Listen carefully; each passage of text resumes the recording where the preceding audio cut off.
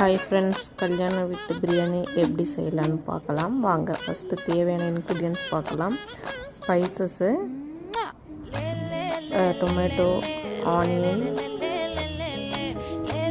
meet, coriander leaf,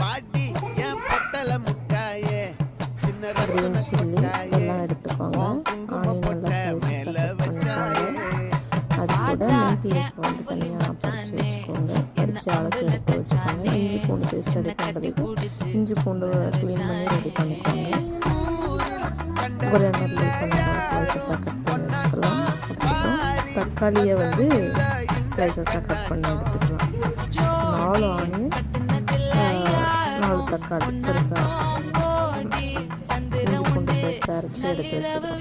first இப்போ பிரியாணி செஞ்சால் பாத்திரத்தை அடுப்பில் வச்சு தேவையான எண்ணெய் ஊற்றி